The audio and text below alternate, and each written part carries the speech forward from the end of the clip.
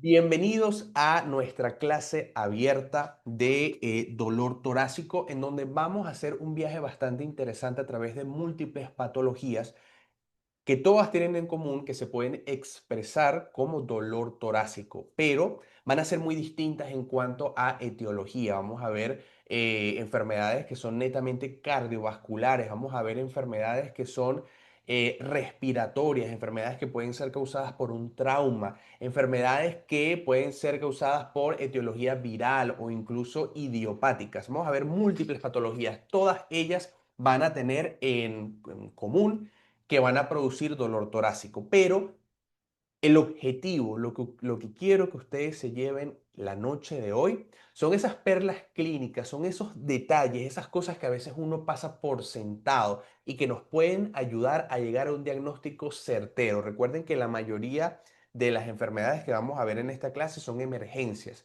de manera que tener el diagnóstico certero de esa condición lo más pronto posible nos permite instaurar tratamiento también lo más precoz posible y que las probabilidades de que nuestro paciente tenga un desenlace satisfactorio sean mucho más altas, que eso es siempre lo que queremos. Sé que muchas personas ya me conocen porque han estado en cursos anteriores, reconozco muchísimos de ustedes que están acá la noche de hoy, pero simplemente quisiera presentarme. Yo soy el doctor Luis Alfredo Pérez, soy médico cirujano, egresado de la Universidad Centro Occidental Lisandro Alvarado. Fui profesor universitario de la Cátedra de Microbiología de la carrera de Medicina. Además, tengo un diplomado en docencia universitaria, mención Ciencias de la Salud. Además, he desempeñado labores de investigación científica. He podido publicar junto a mi equipo más de 15 papers, 15 publicaciones que están en las revistas internacionales más importantes, sobre todo en el área de enfermedades infecciosas. Y además he podido recibir certificaciones de las universidades que ven en pantalla. Además, funjo como el director de conocimiento en cápsulas y junto con la doctora María Jesús, que es la que se encarga de todo el aspecto visual, de todas las presentaciones y de todo el material visual, se encarga la doctora María Jesús. Para iniciar, yo quisiera hacerles una pregunta que a lo mejor parece un poco tonta, pero no lo es. Y esa pregunta es, ¿qué es el dolor? Vamos a hablar acerca de dolor torácico, pero tenemos que tener bien claro qué es el dolor. Quisiera que alguno de ustedes pudiera decirme, o en pocas palabras, ¿qué es el dolor? A ver, ¿qué se les ocurre? Cuando piensan en dolor, ¿qué palabra se les ocurre que pueda describirlo o que pueda asemejarse a dolor? Los leo por acá. Recuerden, no hay preguntas, perdón, no hay respuestas que estén erradas.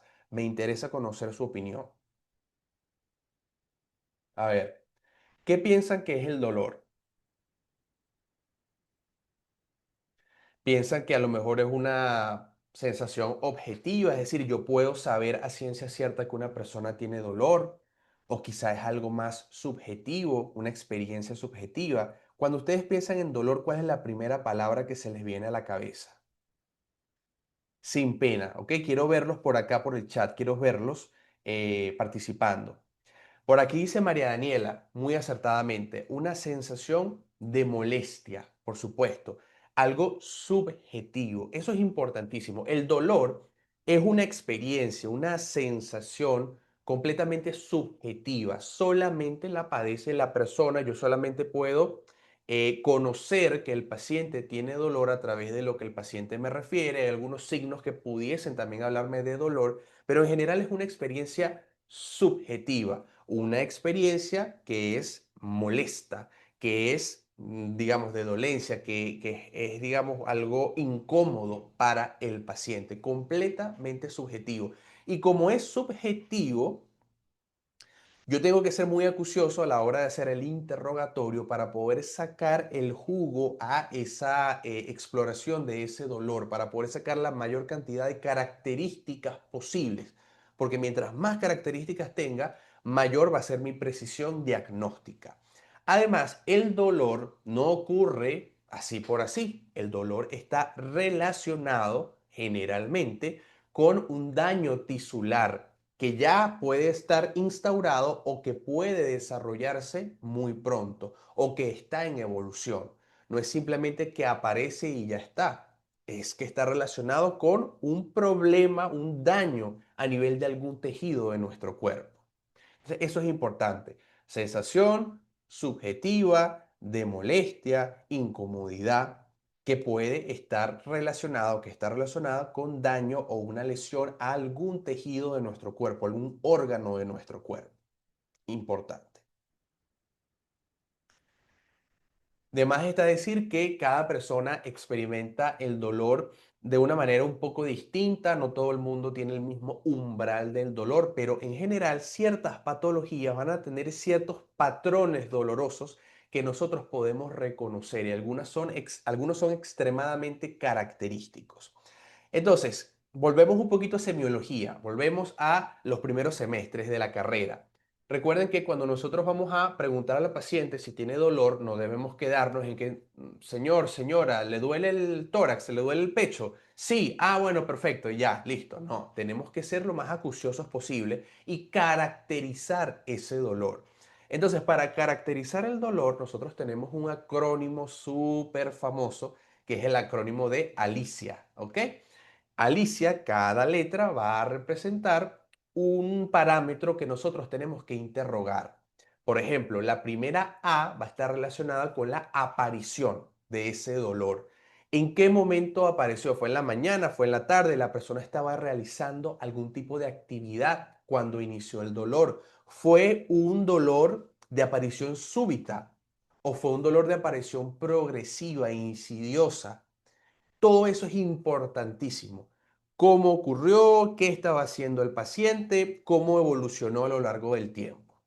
Luego viene la primera L de localización. Nosotros tenemos que ser lo más específicos cuando hablemos de la localización de un dolor torácico, porque obviamente dolor torácico es dolor en el tórax, sí, pero claro, el tórax es bastante amplio. Estamos hablando acerca de dolor a nivel de la región precordial. Estamos hablando acerca de un dolor que puede estar a nivel de un espacio intercostal específico. Podemos utilizar líneas que nos permiten ubicarnos, que nos permiten ubicarnos muy bien, como por ejemplo línea paraesternal, línea medioclavicular, línea axilar anterior, línea axilar media y además también podemos guiarnos de forma horizontal con los espacios intercostales. Muy, muy acuciosos con eso en la localización. Luego tenemos la I de irradiación. El dolor empieza en un determinado sitio y luego aparece también, es decir, a la misma vez en otro lugar. Es diferente a la migración. La migración es que el dolor empieza en un sitio y luego se quita de ese sitio y va a otro. Eso es migración. Pero irradiación es que el dolor, vamos a dar un ejemplo con el que vamos a ver a continuación, que es el dolor del infarto. Puede empezar a nivel de la región precordial y luego se irradia, también aparece a nivel del brazo izquierdo, del hombro izquierdo. ¿Sí? A eso es a lo que me refiero con irradiación. De nuevo, no es lo mismo irradiación que migración. Luego está el carácter. Es básicamente cómo describimos ese dolor.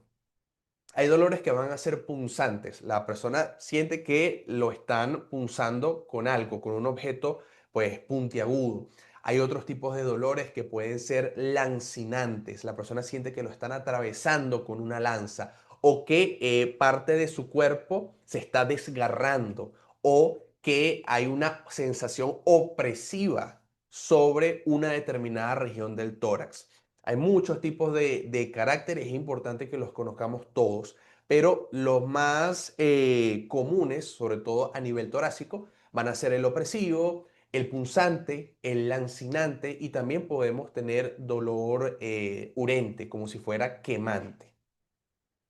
Luego está la intensidad. Tenemos que preguntarle al paciente, señor, del 1 al 10, que estamos utilizando una escala subjetiva, ¿no? Pero por lo menos nos da nos da una noción. Del 1 al 10, ¿qué tanto le duele? Siendo 1 una molestia bastante leve y 10 un dolor insoportable. Entonces, en ese caso, nosotros podemos establecer una intensidad. También es importante no solamente saber la intensidad de ese dolor en ese momento, sino también evaluar desde que ese paciente inició con su enfermedad actual hasta que nos llega a nosotros, cómo ha sido la evolución de esa intensidad. ¿El dolor se ha mantenido exactamente igual desde que inició o ha empezado leve y ahora es muy intenso? O por el contrario, puede ser que haya iniciado intenso y que ahora haya bajado esa intensidad. Importante. Y también tenemos los atenuantes y los agravantes.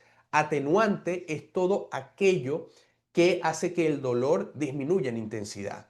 Entonces, hay veces en donde una cierta maniobra puede disminuir el dolor. Hay ciertos pacientes, por ejemplo, que colocarse del lado afectado del tórax, digamos en decúbito lateral, hace que se alivie el dolor. Hay pacientes que necesitan estar sentados y en posición genupectoral, es decir, inclinados hacia adelante, casi que las rodillas pegadas al pecho para que disminuya el dolor. Hay pacientes que tienen dolor torácico cuando ejercitan y luego cuando entran en reposo, eso alivia el dolor. Y la agravante es lo contrario, es algo que hace que el dolor aumente en frecuencia o en intensidad. Pueden ser muchísimas cosas. Hay personas que, por ejemplo, el estrés puede agravar el dolor, el ejercicio, la actividad física puede agravar el dolor. Ciertas posiciones, la misma respiración. Hay tipos de dolor torácico en donde la respiración, el simple hecho de inhalar, hace que duela. Entonces, ese sería un agravante. También podemos incluir otros factores que son importantes describir, como por ejemplo la duración del dolor, desde cuándo tiene ese dolor. También el horario del dolor es importante. Hay ciertos tipos de dolor que aparecen en la mañana o aparecen en la noche o aparecen todo el día.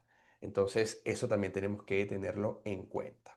Además, también es importante que preguntemos qué otros síntomas o signos concomitantes han aparecido. Es decir, apareció el dolor, pero además el paciente está sudoroso o está con dificultad respiratoria o está teniendo palpitaciones. Entonces son síntomas, signos y síntomas que son concomitantes, aparecen a la vez. Y luego también tenemos signos o síntomas asociados que no aparecen en el mismo instante, pero luego se van asociando a el dolor. ¿Estamos todos claros hasta ahora? A ver, ¿les queda todo claro? ¿Sí? Ok, perfecto. Recuerden, si tienen alguna duda, alguna pregunta, lo pueden hacer con total confianza. Entonces, vamos a iniciar con uno de los dolores más comunes y más importantes, que es el dolor torácico relacionado al síndrome coronario agudo. Verán, cuando hablamos de cuando hablamos de síndrome coronario agudo, nos referimos a un síndrome clínico que engloba varias entidades. El síndrome coronario agudo, como lo vamos a ver mañana en la primera clase del curso de forma bastante detallada, engloba la entidad de la angina inestable, que es cuando básicamente tenemos dolor torácico, tenemos también hallazgos a nivel electrocardiográfico, pero no tenemos elevación de las troponinas, es decir, de los biomarcadores, y por otro lado, también engloba a el infarto agudo al miocardio con o sin elevación del segmento ST. Es decir, tengo clínica, tengo alteraciones electrocardiográficas, o puede ser que no la tengas todavía, pero tengo variabilidad o tengo alteración en las troponinas de alta sensibilidad, que son los biomarcadores que nosotros utilizamos para poder saber si hay daño isquémico o hay necrosis.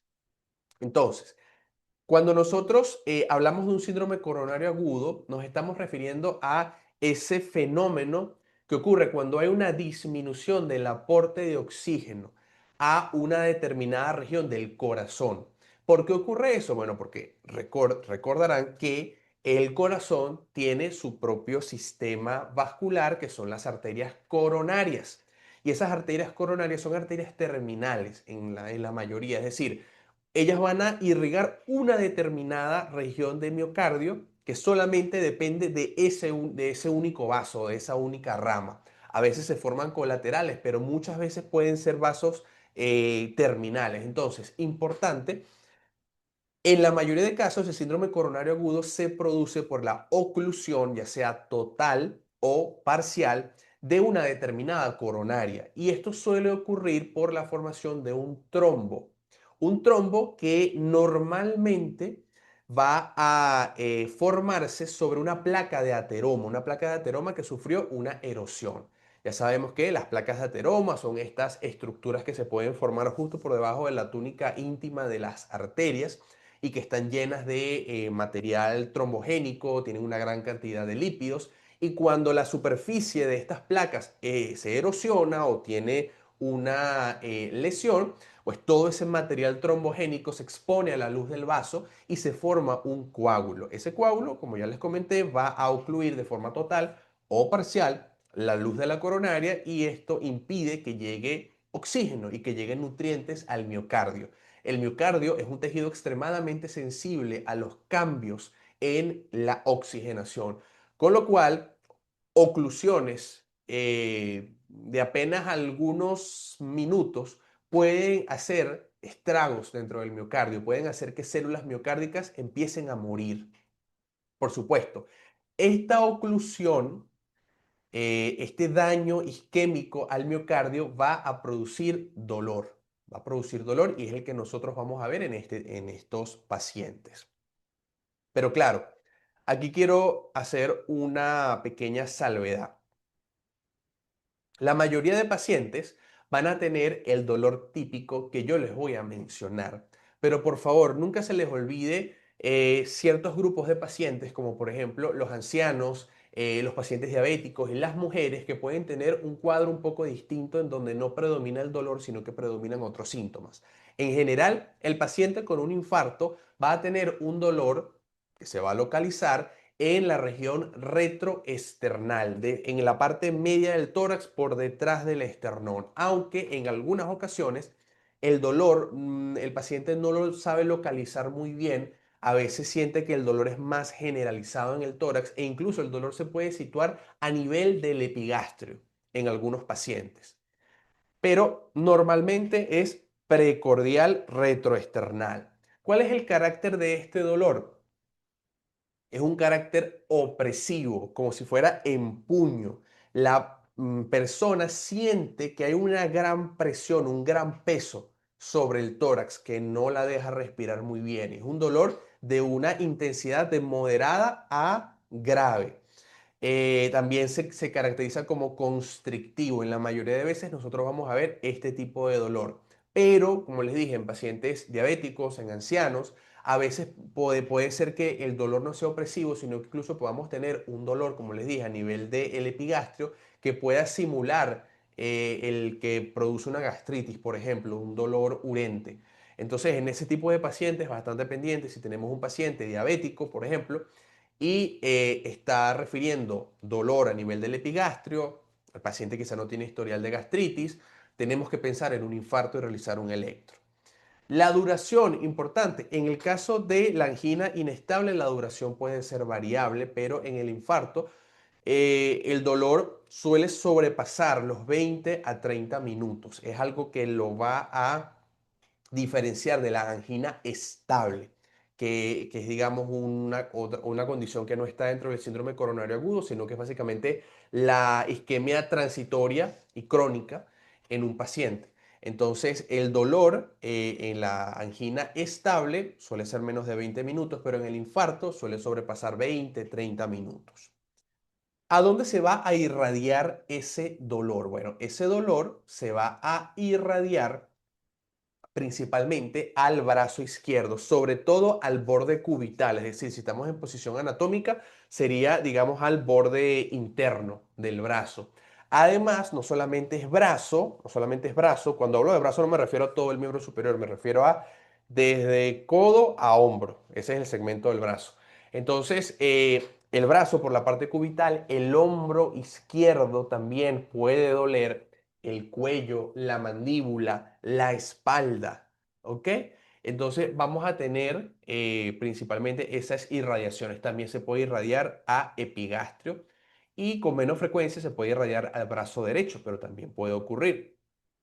Desencadenantes. No tiene un desencadenante claro. Cuando me refiero a un desencadenante me refiero a alguna actividad que haya hecho el paciente.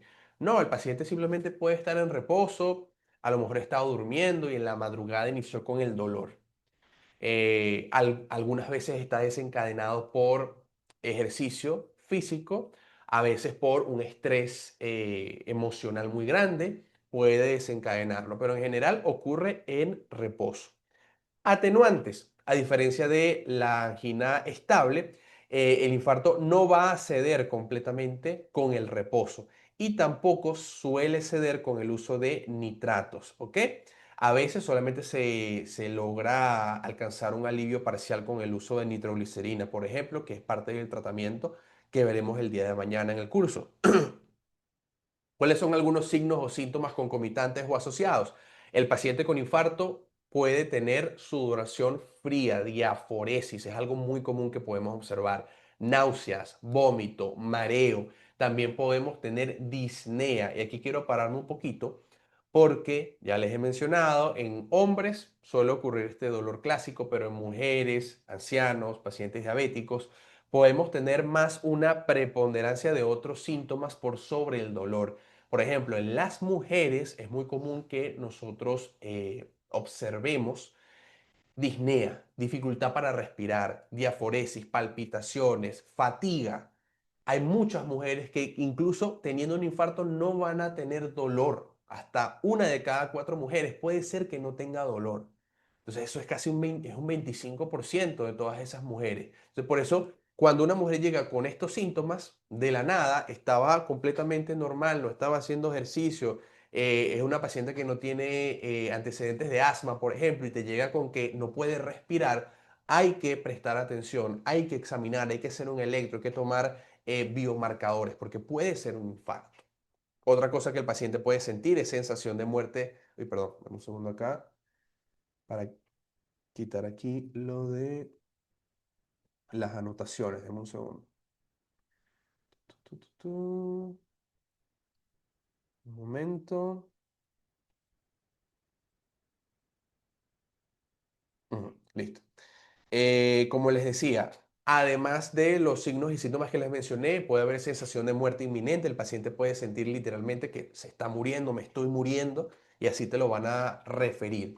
Podemos también tener palpitaciones, algo que suele ocurrir con bastante frecuencia. Esa es la caracterización del dolor de un síndrome coronario agudo. Mañana lo vamos a ver con lujo de detalles. ¿Tienen alguna pregunta con respecto a síndrome coronario agudo, al dolor del síndrome coronario agudo?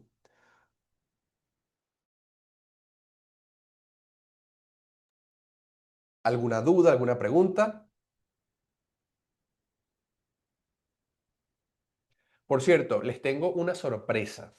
Si quieren tener un recurso muy bueno que María Jesús hizo el día de hoy, que es un cuadro, un mega cuadro resumen con todos los dolores que vamos a ver el día de hoy, con las diferentes variables, lo único que tienen que hacer para adquirir ese recurso, para ser los primeros en adquirirlo, completamente gratis, es tomar una selfie viendo la clase o una foto a la pantalla donde la están viendo y subir a sus historias de Instagram, etiquetarnos y colocar la imagen, ¿ok? Todos los que lo hagan van a recibir este recurso, van a ser los primeros en recibirlo, ¿ok? Entonces, los espero en Instagram ahora mismo, pueden tomar una foto, ya sea a la imagen de su computadora o puede ser una captura de pantalla de su teléfono o una selfie y lo suben a Instagram a sus historias y nos etiquetan, ¿ok? Vamos a seguir.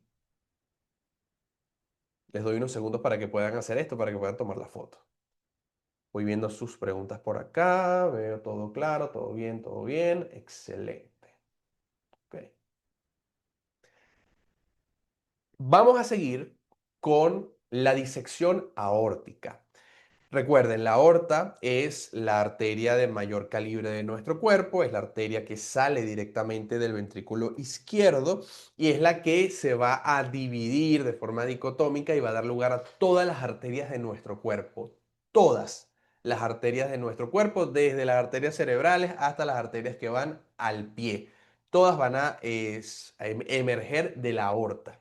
Entonces, ¿qué es lo que sucede en la disección aórtica? En la disección aórtica, aquí tenemos la aorta, ¿ok? Que recuerda tiene una túnica íntima, una túnica media que es elástica, porque la aorta es una arteria elástica, y una túnica adventicia. ¿Qué es lo que ocurre aquí? Bueno, ocurre que hay un defecto hay una pequeña ruptura a nivel de la túnica íntima.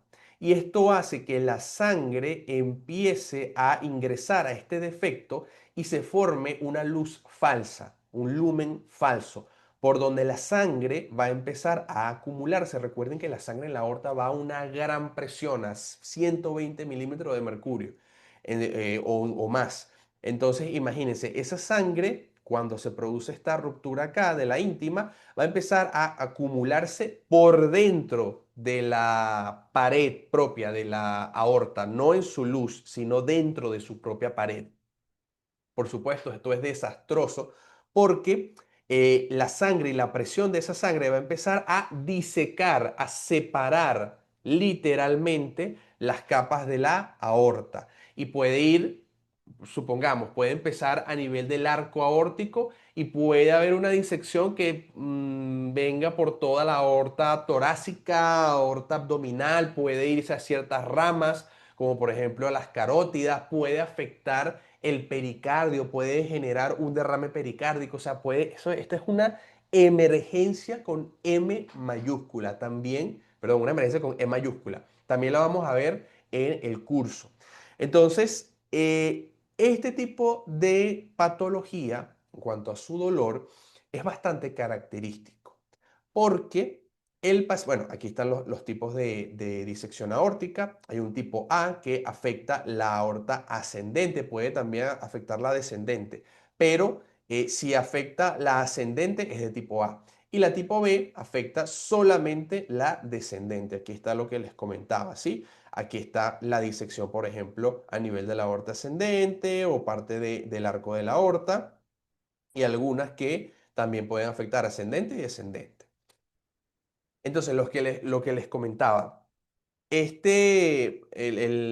username es arroba conocimiento en cápsulas. Sí te debería dejar. Si tienes la cuenta en privado, puedes mandarnos la foto por DM. Ok. Entonces, ¿cómo es el dolor de un paciente que está teniendo una disección aórtica aguda? La localización a nivel torácico, si por ejemplo nosotros tenemos esto que vimos acá, que era una disección aórtica tipo A que afecta la aorta ascendente, la aorta ascendente va a estar más en contacto con la pared torácica anterior, con lo cual vamos a tener un dolor también retroesternal en algunos casos. Pero en otros casos, por ejemplo, si tenemos una tipo B que afecta la aorta descendente o algunas también tipo A que también afectan la descendente, el dolor puede moverse o irradiarse o migrar incluso hacia la espalda y puede ir bajando. Si la disección va bajando, pues el dolor también va bajando y puede afectar la zona, digamos, del abdomen y también puede llegar incluso a la región lumbar, dependiendo de dónde se sitúe. Pero generalmente torácico anterior y también en la región de la espalda, del abdomen y la región lumbar. El carácter es muy importante, es lancinante, desgarrante. O sea, la persona siente que algo se está rompiendo, se está desgarrando dentro de sí. Y es verdad, porque se están desgarrando básicamente las paredes de la aorta. Está ocurriendo ese proceso. La persona siente literal como si la estuvieran atravesando con una lanza. Es un dolor extremadamente grave, extremadamente, digamos, tiene una digamos, es de un nivel muy, muy alto. Y desde el inicio ocurre de forma instantánea y desde ese momento tiene digamos, es un dolor de una altísima intensidad. La duración, como les dije, es un comienzo brusco.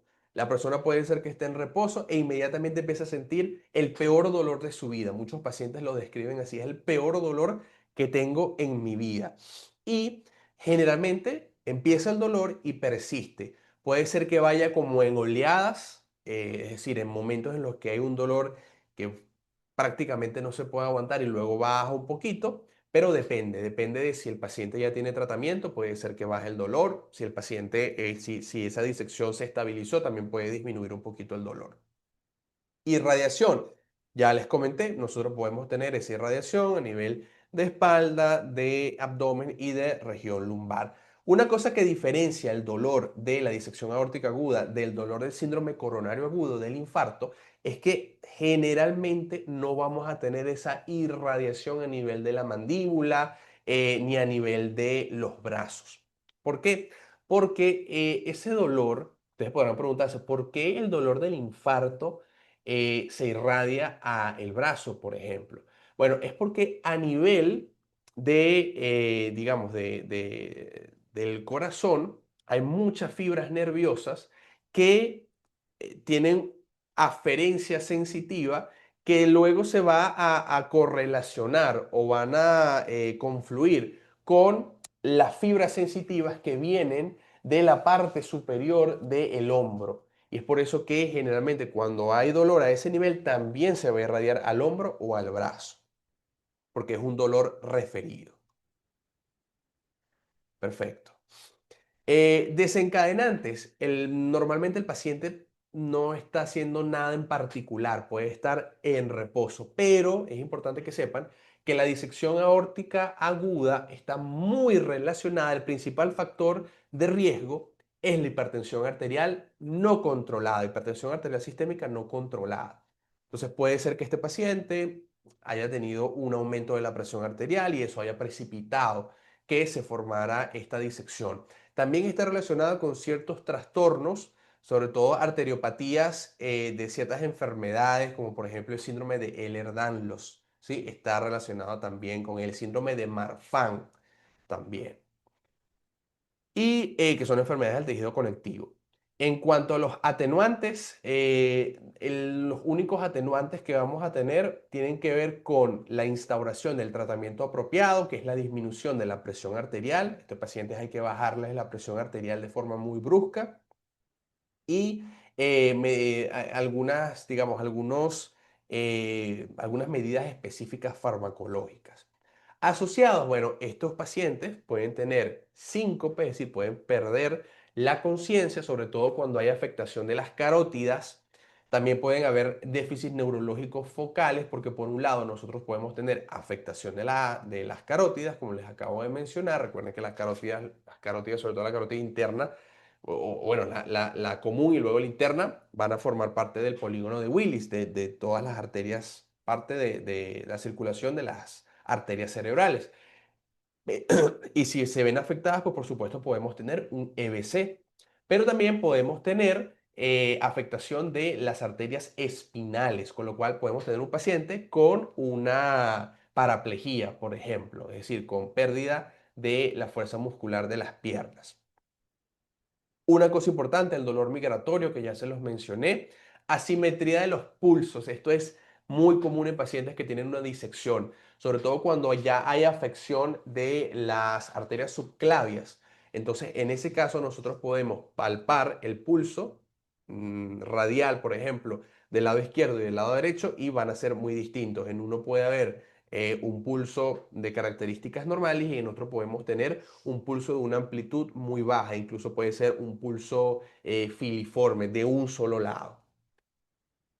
También podemos tener signos de insuficiencia aórtica cuando esa disección ha afectado a la válvula aórtica. Podemos tener, por ejemplo, un murmullo a nivel o sea, un murmullo diastólico, podemos tener signos de insuficiencia cardíaca y todos estos nos va a hablar de que hay una insuficiencia aórtica. Entonces, esto es súper importante, ¿sí? Esto hay que reconocerlo, diagnosticarlo y tratarlo inmediatamente porque el paciente se puede complicar muchísimo de forma muy rápida. Como les dije, podemos tener como complicación un taponamiento cardíaco, podemos tener como complicación que haya una hemorragia masiva, ¿sí? Podemos también tener isquemia a nivel abdominal o también isquemia a nivel periférico debido a esta disección. Luego tenemos la pericarditis. Esto seguramente lo han escuchado alguna vez. El pericardio es esa membrana fibrosa o fibrocerosa que va a rodear al corazón y lo va a proteger. Bueno, esa membrana se puede irritar o se puede inflamar por múltiples razones, pero en la mayoría de casos tienen que ver con infecciones digamos, con infecciones virales, en la mayoría de casos, o a veces puede ser idiopática, no se sabe exactamente cuál es la razón de la pericarditis. En la mayoría de casos suele ser autolimitado, aunque en algunos casos puede complicarse, puede haber un taponamiento cardíaco o puede haber otro tipo de complicaciones. Entonces, nosotros vamos a tener en los pacientes con una pericarditis, generalmente, dolor torácico, que es muy típico, sobre todo en cuanto a su carácter, en cuanto también a sus atenuantes. Cuando nosotros ocultamos, podemos ocultar ese típico roce pericárdico, cambios electrocardiográficos, sobre todo un aumento o una elevación difusa del segmento ST, o también podemos ver cambios en el segmento PR y derrame pericárdico, lo podemos observar. Vean acá, como tenemos una imagen del corazón, tenemos el pericardio, que normalmente tiene un grosor determinado, y en la pericarditis aumenta este grosor significativamente y puede haber acumulación de líquido en el espacio pericárdico, que normalmente es un espacio virtual con una pequeñísima cantidad de líquido. Puede haber un aumento de ese líquido y puede causar un taponamiento cardíaco. Ahora, un paciente con pericarditis, ¿cómo lo voy a reconocer? ¿Cuál es la localización? Generalmente va a estar también a nivel retroesternal, pero principalmente a nivel, digamos, de la línea paraesternal izquierda, es decir, va hacia la izquierda.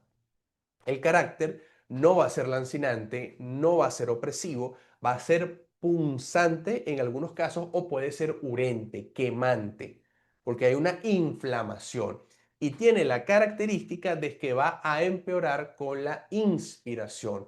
Por eso la persona trata de respirar de forma superficial, por eso podemos ver que hay pacientes que tienen taquipnea, pero no es porque no puedan respirar porque su función pulmonar esté comprometida, sino que simplemente les duele inspirar. Entonces tienen que respirar de forma más superficial y más rápida. En algunos casos, esto no es lo más común, podemos tener dolores opresivos o sordos en la, en la pericarditis. La duración generalmente es continua, puede durar horas en algunos casos y va a depender mucho de la postura que tenga el paciente y de la respiración. ¿Hacia dónde se puede irradiar? Bueno, como tenemos también irritación del nervio frénico, vamos a tener esa irradiación a nivel del hombro izquierdo o incluso de ambos hombros. Y una cosa que tiene la pericarditis, que no tiene, por ejemplo, el infarto, es que ese dolor se puede irradiar a la base del cuello, sobre todo a nivel de los trapecios, ¿sí? Son estos músculos grandes que bajan de acá por la parte posterior del cráneo y llegan hasta acá, llegan hasta la escápula. Entonces, esa irradiación es bastante característica de la pericarditis, porque si recuerdan, en el infarto podemos ver también a nivel del cuello, pero es más que todo a nivel de mandíbula. Pero aquí en la pericarditis es en la base del cuello donde puede haber irradiación. Desencadenantes o que, mejor dicho, que pueden empeorar el dolor, la respiración profunda, sobre todo la inspiración, la tos, el hipo por esta misma irritación del nervio frénico, la posición supina cuando el paciente está acostado por el movimiento y el roce del pericardio con las estructuras adyacentes de todo el mediastino, pues esto genera dolor. Atenuantes. El paciente con pericarditis va a buscar incorporarse. Si el paciente está acostado, va a buscar sentarse. Y no solamente sentarse, sino que va a buscar inclinarse hacia adelante. Eso disminuye el roce, disminuye el dolor.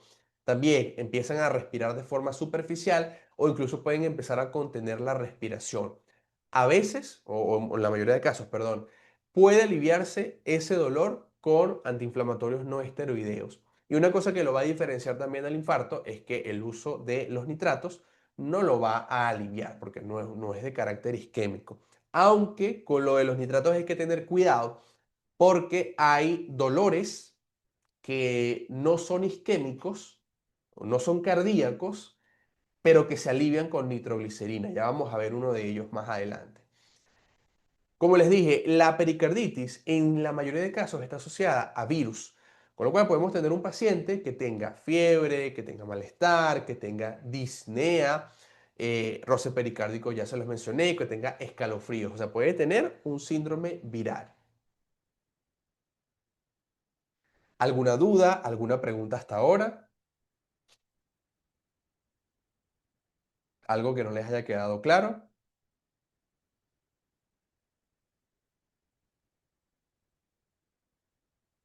¿Todo bien?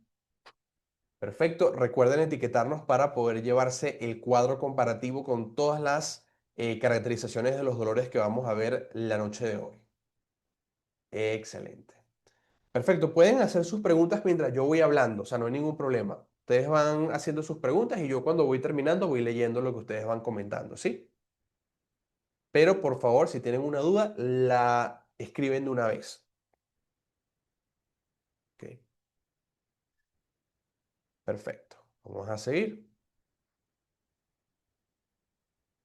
Por ahí alguien con una pregunta, Sara, puedes hacerla y en lo que termina aquí la idea, la respondo. No, simplemente colocas en la historia, colocas @conocimiento en cápsulas y así nos etiquetas en tu historia. Excelente. Vamos a seguir con tromboembolismo pulmonar. Vean, el tromboembolismo pulmonar es una condición importantísima, pero que mucha gente por algún motivo descuida o subestima. Verán, el tromboembolismo pulmonar no es más que la oclusión o la obstrucción de una o más arterias pulmonares por parte de un trombo, de un émbolo, que normalmente se va a formar en otra región, periféricamente. Sobre todo está relacionado con trombosis venosas, sobre todo trombosis venosas profundas. Entonces el trombo se puede originar a nivel de una vena profunda, de la pierna, del muslo, y ese trombo se puede desprender, puede viajar, pasar a través de la vena cava inferior, luego llega a aurícula derecha, ventrículo derecho y el ventrículo derecho a través de la válvula pulmonar pasa al tronco de las pulmonares y de allí puede obstruir una o más arterias pulmonares. Entonces, aquí lo que vamos a tener en cuanto al dolor es que vamos a tener dos tipos de dolor. Si el dolor, perdón, si el trombo, el coágulo es pequeño, puede obstruir una rama de las arterias pulmonares y puede únicamente afectar una región específica de un pulmón. Si eso ocurre, es pequeño y nada más está generando infarto, generando daño de una zona del pulmón o de un segmento, entonces el dolor va a ser localizado en esa región del pulmón. Va a ser unilateral. Si se fue para el lado izquierdo, es al pulmón izquierdo, es en el lado izquierdo del tórax donde vamos a tener el dolor. Y el dolor va a ser de tipo pleurítico, va a ser un dolor también punzante. En cambio, si tenemos un tromboembolismo masivo, es decir, ocluye completamente la arteria pulmonar o incluso el tronco de las pulmonares, el dolor va a ser más difuso. El paciente no va a poder identificar exactamente dónde está, pero normalmente lo va a situar a nivel retroesternal, a nivel digamos, del precordio. El carácter, si es pequeño, va a una determinada región de un determinado pulmón, va a ser punzante y agudo y va a ser pleurítico también. Va a ser, digamos, un dolor que va a empeorar con la inspiración, con la inspiración profunda y también con la tos y con el hipo. Pero si, por ejemplo, es masivo, ese dolor puede ser incluso constrictivo, puede ser un dolor opresivo en algunos casos. Duración es de inicio súbito, justamente cuando el émbolo llega y ocluye la arteria pulmonar, empieza el dolor. El dolor puede persistir por varias horas o incluso días. Irradiación, bueno, depende. Si es pequeño, va a un pulmón específico, puede haber esa irradiación a nivel del hombro, también a nivel del abdomen. Desencadenantes, normalmente está relacionado con cirugía, con una persona que esté encamada, con una persona que a lo mejor tenga una trombofilia, por ejemplo. La cirugía es importante, sobre todo pacientes que operan y que tienen que pasar mucho tiempo encamado, tienen un mayor riesgo de desarrollar un trombo que luego se transforma en un tromboembolismo pulmonar. Atenuantes. Si el paciente respira o inspira mucho, le duele, entonces respira de forma superficial. Posición antiálgica. Muchos de estos pacientes se acuestan del lado que les duele. Puede sonar un poco contraproducente, pero tiene sentido. Porque, por ejemplo, si a mí me duele el hemitórax derecho y yo me acuesto sobre ese lado, yo lo que estoy haciendo es que el hemitórax derecho se mueva menos, tenga menos recorrido. Y recuerden que lo que exacerba el dolor es la inspiración. Entonces, por eso se posiciona sobre el lado afectado. Los analgésicos pueden ayudar, pero hay veces en donde, digamos, donde el dolor no cede, sino que simplemente hasta que se resuelva el problema, en este caso un infarto pulmonar, hasta que no se resuelva eso, el dolor no va a ceder y no va a responder a nitratos. Asociado, bueno, obviamente tengo una embolia a nivel pulmonar, puedo tener disnea, puedo tener taquipnea, puedo también tener taquicardia, puedo tener tos con hemoptisis, es decir, o sea, tos y hemoptisis, es decir, salida de sangre proveniente del tracto respiratorio, ansiedad, sensación de muerte inminente, sobre todo cuando es masivo. Y además podemos tener cianosis y hipotensión en muchos casos.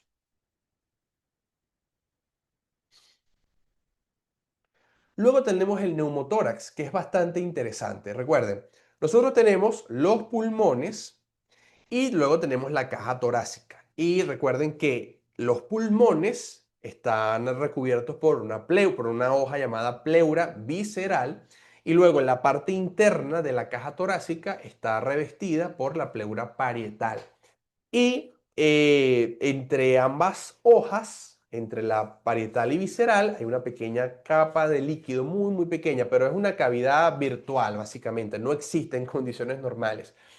Y eso genera una presión negativa que permite que cuando nosotros realicemos la inspiración, recuerden que es un proceso activo, activamos los músculos de la inspiración, el diafragma y los músculos accesorios, hace que cuando nosotros aumentemos el diámetro de la caja torácica, el pulmón se venga con la caja torácica y se expanda gracias a esa, digamos, a ese contacto entre ambas hojas que crea esa presión negativa, que hace que tanto que el pulmón se adhiera a la caja torácica. Pero ¿qué sucede? Si entra lo que sea, pero en este caso aire, a la caja torácica, en este caso a la cavidad pleural, se pierde ese efecto, porque la presión está aumentando y ya cuando la caja torácica se desplaza, el pulmón se queda básicamente en el mismo sitio, entonces no hay expansión pulmonar. Eso es a grosso modo lo que ocurre en un neumotórax. Hay muchos tipos de neumotórax. Hay neumotórax que son primarios, que tienen que ver con la ruptura de bleps pleurales, los famosos bleps o las bulas pleurales, ¿sí? También podemos tener neumotórax que son secundarios, si un paciente tiene un traumatismo que, supongamos, genere una fractura de una costilla y eso además seccione parte de la pleura y parte del parénquima pulmonar, eso puede formar un neumotórax, sobre todo uno, el más temido, que es el neumotórax a tensión.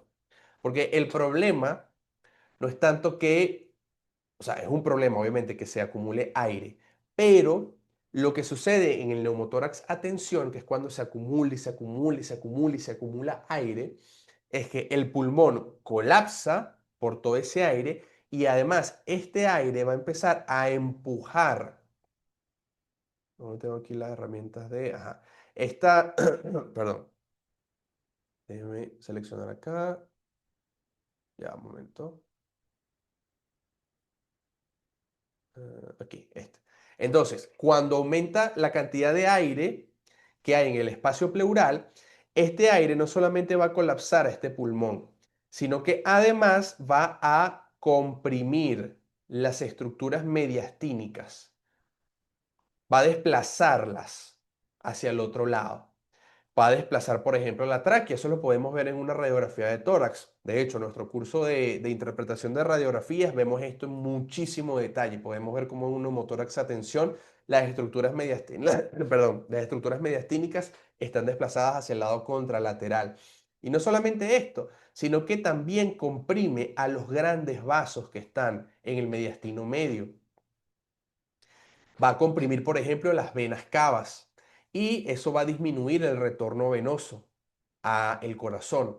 Y si disminuye el retorno venoso, llega menos sangre al corazón, el corazón bombea menos sangre, es decir, el gasto cardíaco disminuye. Si esto no se corrige de forma rápida, eso va a provocar un shock cardiogénico, provocado por la compresión de aire, que hace que no haya suficiente retorno venoso.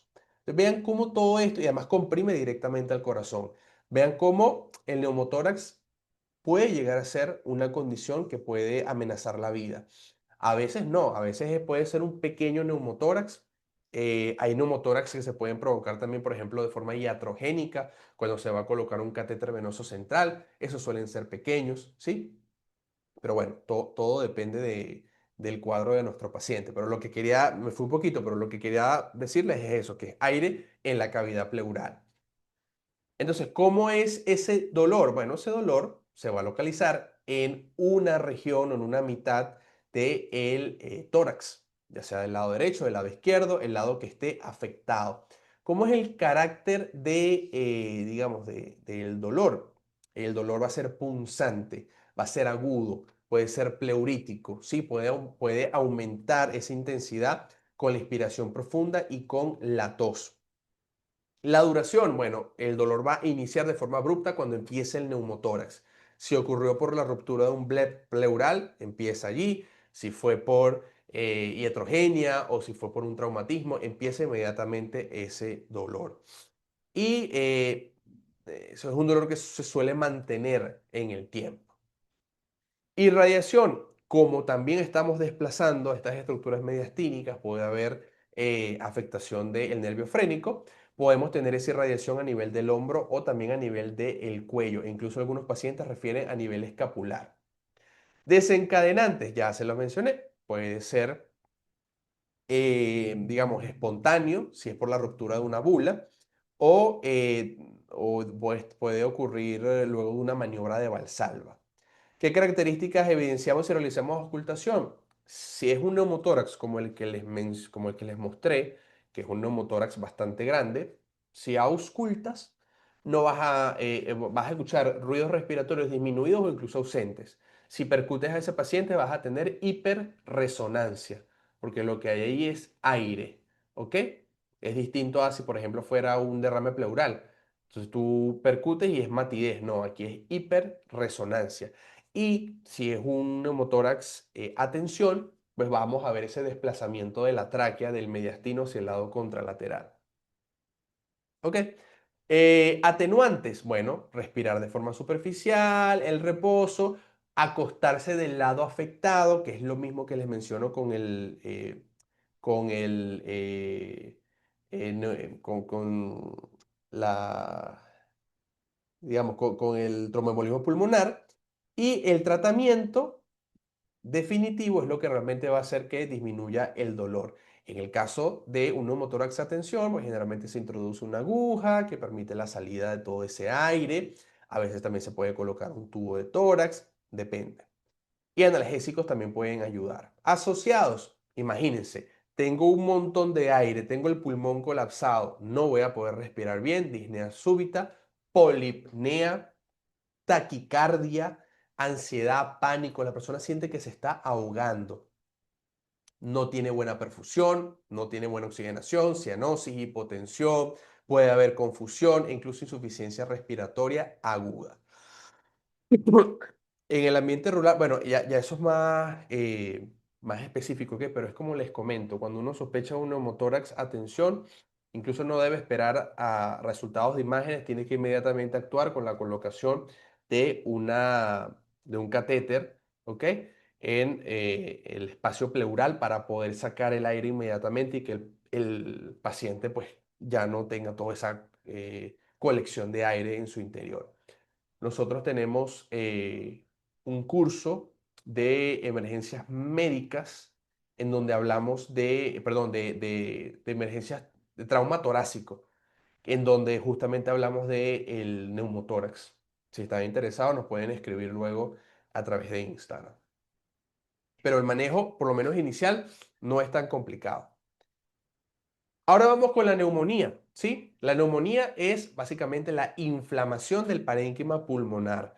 Normalmente estamos hablando de una neumonía o de un proceso infeccioso, muchas veces viral, muchas veces bacteriano, pero lo que ocurre es que parte del parénquima pulmonar, que recuerden, es bastante esponjoso, está lleno por un lado de sangre y por otro lado de aire, se empieza a consolidar, empieza a adquirir una consistencia como el hígado, ¿sí? Una consistencia mucho más dura porque está llena de detritus, de polimorfonucleares, de pus, de moco.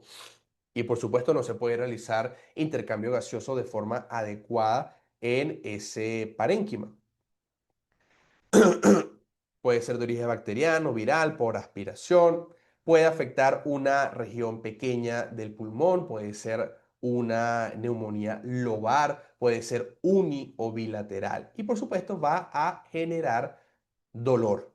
Normalmente nosotros cuando pensamos en un paciente con neumonía asociamos fiebre, tos con expectoración y también el dolor pleurítico, más lo que podamos ver en una radiografía de tórax. Aquí, por ejemplo, podemos ver claramente una consolidación en la base pulmonar derecha. Entonces, toda esa zona que les mostré, toda esta zona, no está realizando el proceso de intercambio gaseoso de forma adecuada. ¿Cómo es el dolor de una neumonía? Bueno, el dolor de una neumonía suele afectar únicamente el pulmón afectado. Normalmente va a ser unilateral. El carácter va a ser punzante. Es un dolor pleurítico porque tenemos inflamación del parénquima pulmonar y muchas veces de la pleura que está alrededor. Entonces es ese dolor punzante que va a ser respirofásico, es decir, va a aumentar con la inspiración, va a aumentar también con la tos, con el hipo. La duración va a durar pues la mayoría del cuadro infeccioso. Generalmente no se va a irradiar, pero en algunos casos, si por ejemplo tenemos una neumonía lobar inferior, puede haber irritación del diafragma y podemos tener dolores referidos a nivel del abdomen. Desencadenantes, bueno, en este caso es simplemente la irritación pleural y el proceso de consolidación. Atenuantes, como es un dolor pleurítico, si el paciente evita las respiraciones profundas, disminuye el dolor, acostarse sobre el lado afectado, analgésicos, AINES, tener el tratamiento adecuado para la resolución de la infección, todo eso va a atenuar el dolor. Asociados, el paciente con una neumonía va a tener fiebre, que puede ser muy alta, va a tener tos productiva con un esputo, que puede ser mucopurulento, escalofríos, puede tener disnea, dolores musculares, taquicardia, polipnea, cefalea. Todos estos son muy comunes en un paciente que tenga una neumonía. ¿Alguna duda hasta ahora? Ahora vamos a pasar con otros tipos de dolores que no son ni cardíacos ni respiratorios. ¿De qué color es la expectoración? Eso depende, porque la expectoración, por lo menos una neumonía típica bacteriana, puede ser verdosa, puede ser blanquecina, puede ser amarillenta. Puede tener varios tipos de colores. Ojo, que una persona tenga expectoración verde o amarilla no necesariamente quiere decir que tenga una infección bacteriana, porque eh, lo que hace que cambie el color del moco, del moco, en muchas ocasiones es simplemente un proceso de degradación normal que ocurre por la liberación de una enzima por parte de nuestros neutrófilos, que es una enzima llamada metaloproteinasa, que hace que ese moco pase de moco hialino a moco blanquecino, amarillento, verdoso. Pero en algunos casos, pues esa expectoración va a contener pus, puede ser muco purulenta en el caso de estas neumonías. Y no, con una hematología completa puedes tener algunos indicios. Si tienes, por ejemplo, una leucocitosis, a predominio de neutrófilos, por ejemplo, una desviación a la izquierda, pues podrías pensar más en una etiología bacteriana, pero en una etiología viral, lo más común hasta hace poco pues era COVID, podías tener al contrario, podías tener en un inicio leucopenia, ¿sí? Con neutrofilia.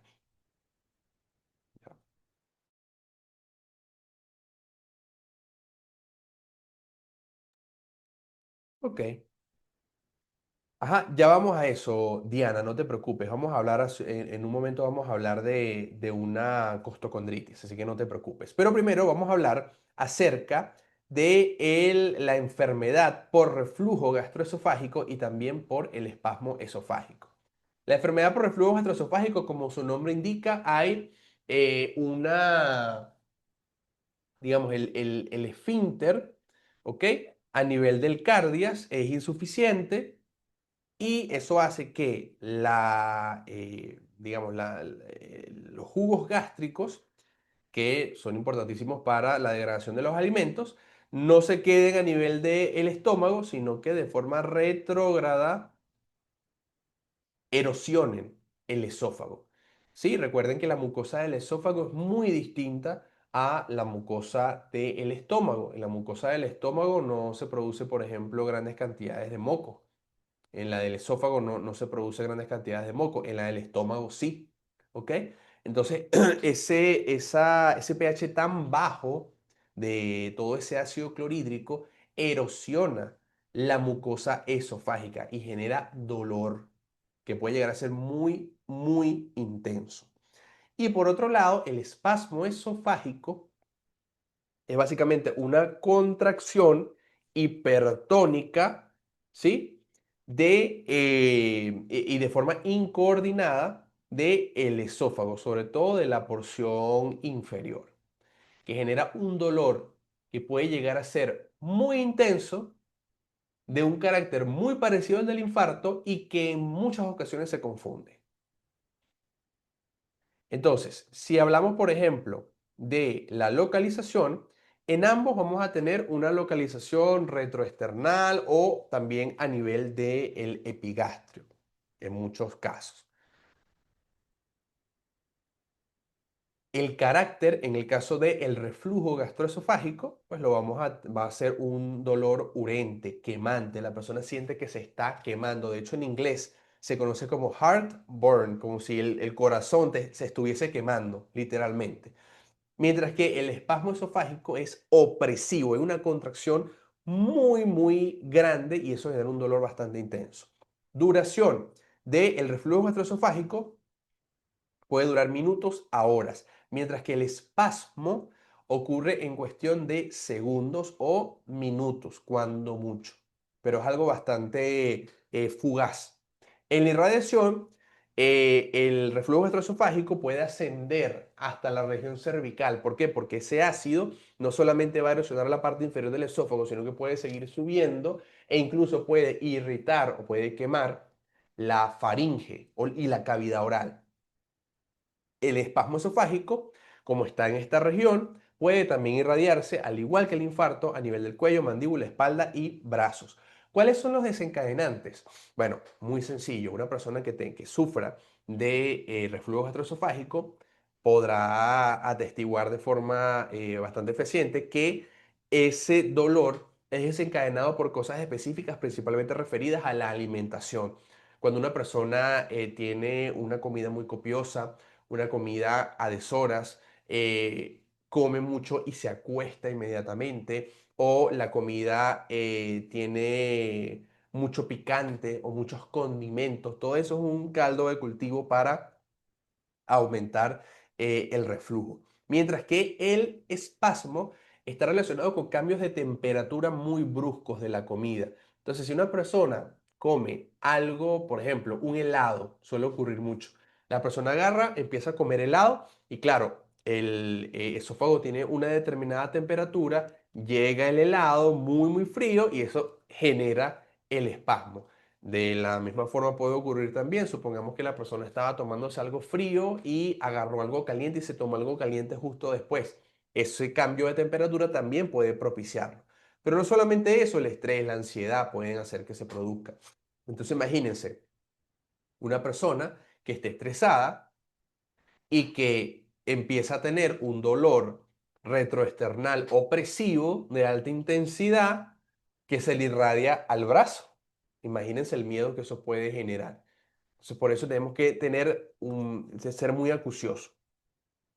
Atenuante. Si el paciente toma un antiácido, un inhibidor de bomba, eso puede disminuirlo. Si el paciente eructa, también puede ayudar. Si el paciente se incorpora, es decir, si deja de estar acostado y se sienta, eso puede disminuir el reflujo.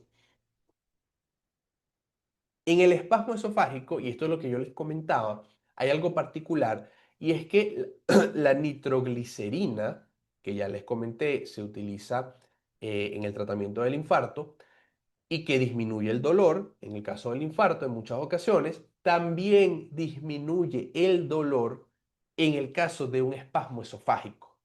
Entonces vean cómo el espasmo esofágico puede simular el infarto en muchísimas maneras. Entonces hay que hacer el examen físico adecuado, electrocardiograma y también las troponinas para poder descartarlo. Y también importante, asociados, digamos, el reflujo gastroesofágico puede generar regurgitación, la persona regurgita cantidades de comida, aumento de la salivación, puede haber dificultad para tragar y en el caso del espasmo esofágico puede haber disfagia, es decir, a la persona le cuesta tragar. No, no quiere decir que le duele, pero le cuesta tragar. Y por último, lo que me estaban comentando, la costocondritis. Vean, cuando hablamos de costocondritis nos referimos a una inflamación del cartílago costal. Recuerden que nosotros tenemos múltiples cartílagos costales y las últimas costillas pues tienen un cartílago común. Bueno, ese cartílago o la unión entre la costilla y el cartílago se puede inflamar. ¿Por qué? Bueno, por muchas cosas. Puede ser por un trauma, puede ser por una infección y a veces es idiopático, a veces ni siquiera se sabe. El dolor, a diferencia del infarto que me preguntaban, va a ser un dolor localizado. Puede estar en una región lateral del tórax, ¿ok? O puede estar del lado derecho, que es bastante inusual para un infarto, por ejemplo. Eh, el carácter también va a ser distinto, porque el del infarto es opresivo, el de la costocondritis va a ser punzante, ¿ok? Generalmente punzante. Y también va a ser parecido al pleurítico en el sentido de que si la persona inspira, tose, tiene hipo, va a doler más. La duración puede ser de muy larga duración. El paciente puede tener varios días con ese dolor. Irradiación, diferente al infarto. La costocondritis no suele irradiarse a regiones que estén alejadas. Desencadenantes, si el paciente se mueve hacia un lado o hacia otro. Palpación directa, esto también es importante. Cuando yo examino al paciente, palpo el tórax, toco en la zona donde me dice que le duele y eso desencadena el dolor, eso apunta más a que sea osteoarticular, a que sea un proceso isquémico, por ejemplo. También suele haber un antecedente de esfuerzo físico, de trauma, de infección. Atenuantes, el reposo, la persona se queda quieta, le duele menos, reducción de la movilidad del tórax al realizar una respiración un poco más superficial, calor o frío local, AINES también, y asociados, aparte de eso, no debería haber otro síntoma, porque es simplemente una inflamación localizada de una estructura cartilaginosa. Entonces no debería tener fiebre, no debería tener diaforesis, no debería tener disnea, no debería tener absolutamente ninguno de los otros síntomas de todas las enfermedades que acabamos de ver. Debería haber únicamente dolor. Bueno, muchachos, con esto terminamos la clase de hoy, pero no quiero dejar de recordarles que mañana empieza nuestro curso de emergencias cardiovasculares. Está compuesto por 3 clases en vivo, 2 clases pregrabadas que vamos a tener mañana, pasado mañana y dentro de 3 días, en donde les voy a explicar de forma muy concreta y utilizando los lineamientos más actualizados internacionales, es decir, si eres de Venezuela, de México, de Colombia, de Chile, de Ecuador, da igual, porque son lineamientos internacionales. Te voy a explicar cómo identificar y manejar de forma inicial las emergencias cardiovasculares más importantes, entre ellas el síndrome coronario agudo, emergencia hipertensiva, edema agudo de pulmón, disección aórtica aguda y tromboembolismo pulmonar. Es un curso que viene con certificados de participación, guías de estudio actualizadas y además van a tener acceso a la grabación de las clases en vivo también de forma ilimitada. Entonces va a estar increíble, de verdad, no se pierdan esta oportunidad porque sacamos pocas ediciones de este curso al año. Lo único que deben hacer para inscribirse es ir a nuestro Instagram, mandarnos un mensaje directo con la palabra cardio, ¿ok? Repito, mensaje directo con la palabra cardio, se lo voy a escribir por acá en un segundo. A ver, aquí, ya. Ajá. Aquí, cardio, solamente cardio, y se les va a enviar, bueno, no se nota mucho, pero se les va a enviar toda la información, ¿ok? Entonces, ¿tienen alguna duda, alguna pregunta, algo que no les haya quedado claro?